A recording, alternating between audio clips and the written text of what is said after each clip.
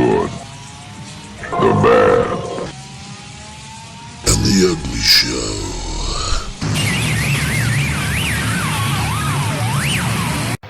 Okay, hello and welcome back to The Good, the Bad and the Ugly Show, and today we're talking about Faith No More. Faith No More, a massively influential rock band, a band that many of today's metal bands owe a huge musical debt to. Today we're talking about their interesting origins. In 1979, a group named Sharp Young Men was formed by vocalist Mike Morris and keyboardist Wade Worthington, later joined by drummer Mike Bordin and bass player Billy Gould. The name was apparently a piss take on the elegant groups of the time. They changed it to Faith in No Man and finally settled on Faith No Man, stylized as Faith. No Man. They recorded and released the single Quiet in Heaven with B-side Song of Liberty in 1983. Although not exactly what you would expect, you can definitely hear elements of Faith No More in there. Wade Worthington left the group shortly after recording the single. They then hired Roddy Bottum. When Mike Morris then quit, they became Faith No More. They chose this name to accentuate the fact that the man, Mike Morris, was no more. They played with several different guitarists and vocalists, including Courtney Love for a while, who I believe to be the vocalist on the Roddy demo 1984. That's also available on YouTube. Eventually they settled with Chuck Mosley on vocals and Jim Martin on guitar. The newly renamed Faith No More recorded their debut album We Care A Lot without backing from any record label. After they managed 5 songs, they gained the attention of independent label Morden Records, who gave them the necessary funding to finish the album, which was released in 1985.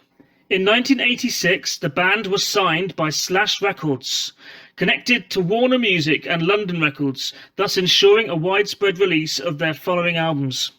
Introduce Yourself was released in 1987, featuring a re-recorded version of their debut title track, We Care A Lot, which was reasonably successful on MTV. So guys, you're preparing for a European tour. I was wondering, Jim, how well do you go down with European audiences? Because when I saw you last in London, the band did come as a bit of a shock to me, I must be honest. We haven't been to Europe yet. What about in Britain then? British audiences? In Britain, for the most part, we did real well. I was really happy with the audience responses and stuff, very enthusiastic. People were really into it. It was a good time. Introduce Yourself has been considered by many to be the band's true debut, featuring the singles We Care A Lot, Annie's Song and Chinese Arithmetic. This was the album that introduced myself personally to the band. It's a good album and I think it still holds up well, with many of its songs remaining in the group's live set list for many years. Introduce themselves. Take it. Chuck. Bill. Roddy. Sick Jim. Well, now that we've established that, boys, tell me the very simple stuff. Where are you from, and when did you first get together? I was born in Hollywood, winter of 1959, and But you didn't form the band then, though, did you? I mean, you didn't. no, I didn't form the band. Within about 20 years.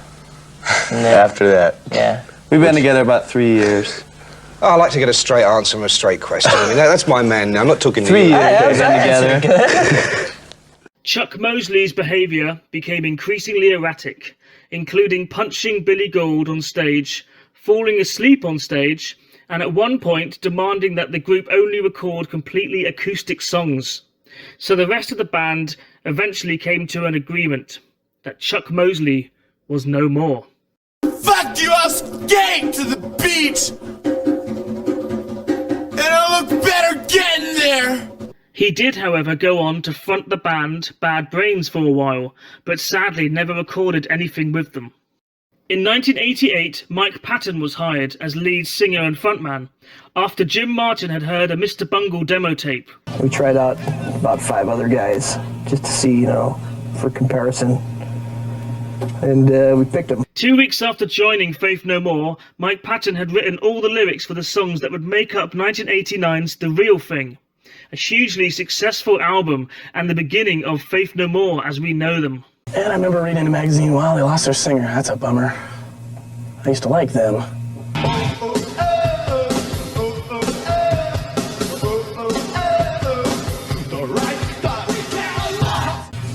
Just listen to the song over and over until you start hating it, and then the words come. We just made some tapes and gave them to him and said, here, man, check it out. Go ahead. This album led to many more great albums by the band and also kick-started Patton's career with many great projects including Mr. Bungle, Phantomaz, Tomahawk and many, many more. So if you don't know or are only vaguely familiar with the band, please go and check out their entire back catalogue and subscribe to The Good, The Bad and The Ugly Show. Because there's no room left in hell.